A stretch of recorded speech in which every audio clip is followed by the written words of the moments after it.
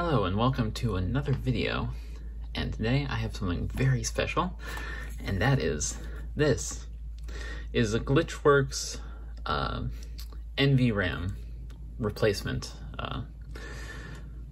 and basically what this does is that it makes it possible for my Sun workstation to use button cells as opposed to the clock modules to power the NVRAM. So this just came in the mail yesterday. I'm going to be installing it in my Sun workstation, but I will do the actual installation off camera because it is a pain to do, especially, I'm not even sure if it's possible one-handed. But anyway, so let me do the installation and then I'll be back. Okay, so installation was of course super simple because it's basically just swapping out one for the other. So then putting in the battery is also just like that. So let me just get this, get my laptop set up to be a serial console, and then I'll be back and ready to power it on and test it out.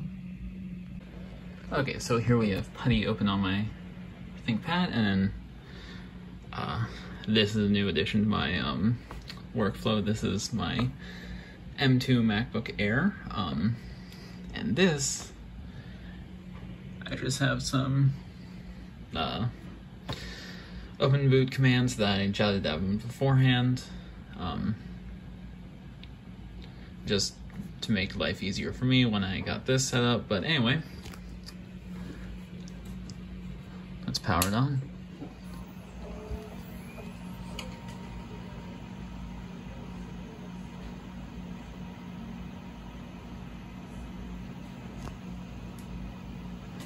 And take a look at that.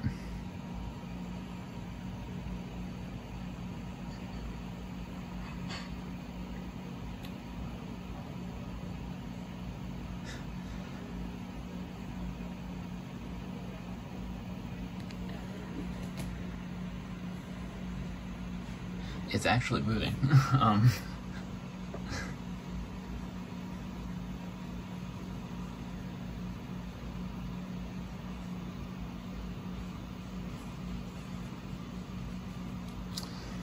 I'm not actually sure how long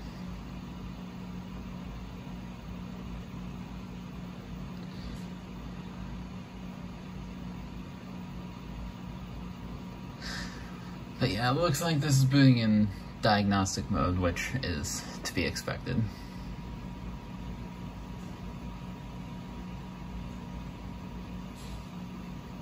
But yeah, this is really cool.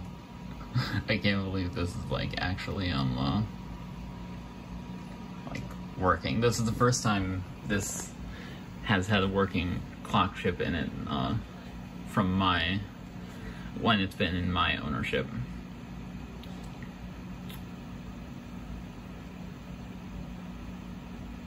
So I think I'll probably actually power it, or do a jump cut to when it's finished, because it's probably going to go through a whole test before kicking me to an open boot prompt.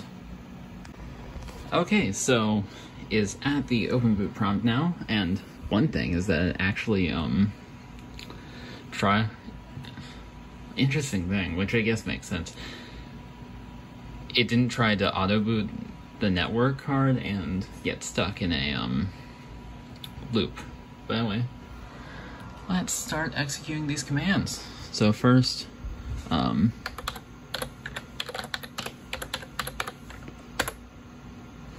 just want to set defaults just to initialize everything. 013 DE AD C0 FFE. This is the machine ID and stuff, so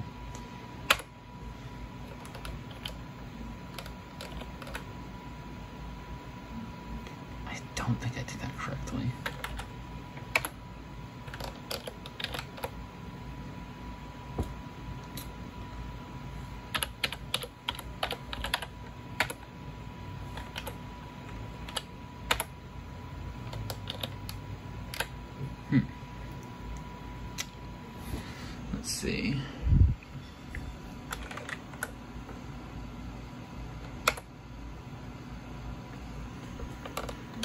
PR.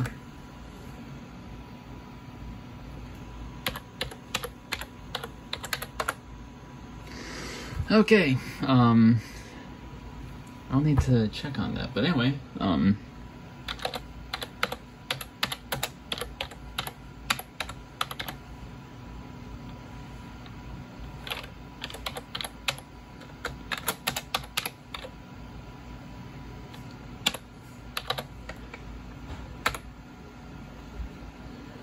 let's see.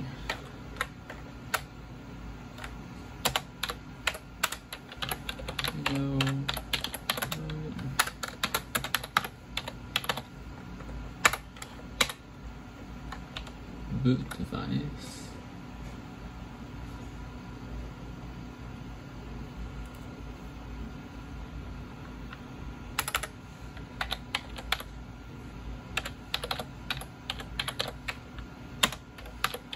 Disk. And let's see.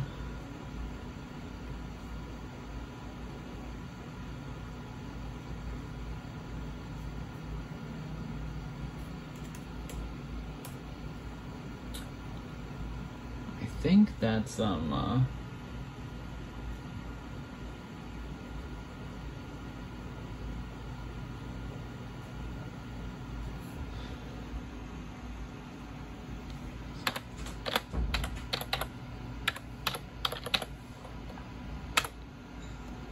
yeah, I need to figure out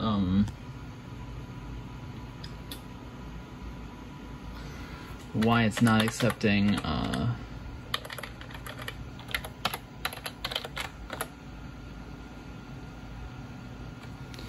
that. But yeah, so I'll be back. Okay, so looks like I had to set each value individually for it to work. But anyway, now I should be able to reset.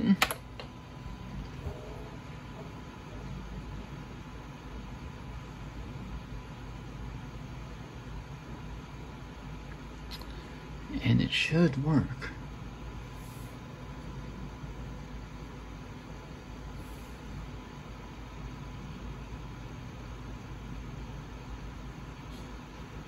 Nice. Okay, so I feel like the real test is to power it off. I'll just flip off the power supply. And then power it back on.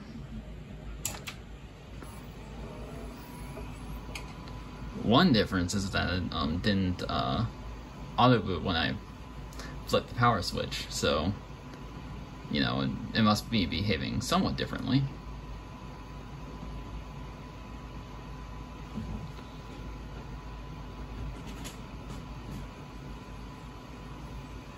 And it saved the settings. So now,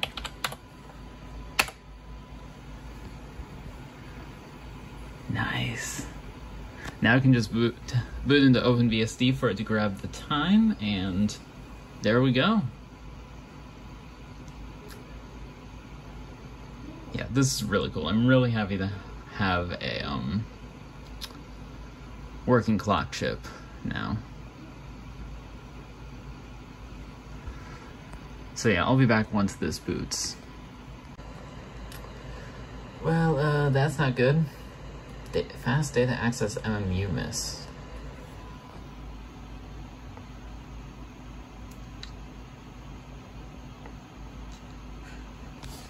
I wonder why.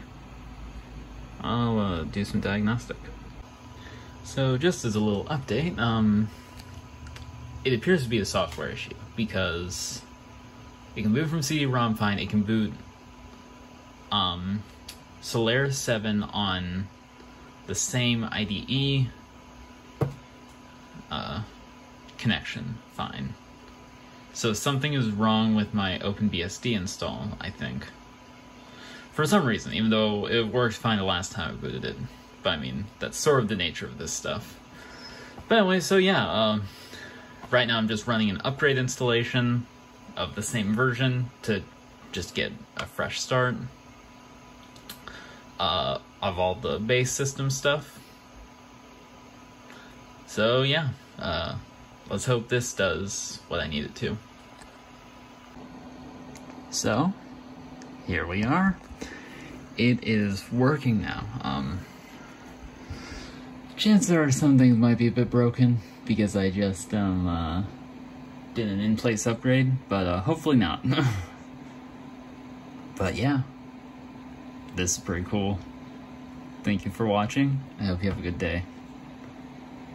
And I'll leave a link to the Tindy page for this modification for the clock chip down in the description. Just wanted to add a little postscript here. So basically what, to just sort of elaborate on the issues that I was having. For some reason, the kernel stopped, like, I think it was the kernel. Something stopped working when I changed the clock chip. Something in my OpenBSD installation. And doing an upgrade install fixed it. I still don't really know what exactly the issue was, but I'm glad it fixed itself. But yeah, so I guess just for future reference,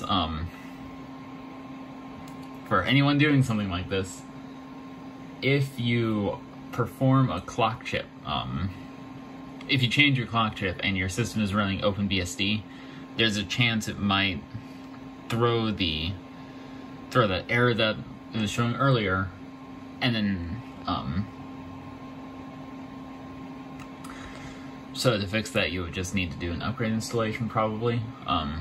That's what worked for me. I also learned some very interesting stuff about the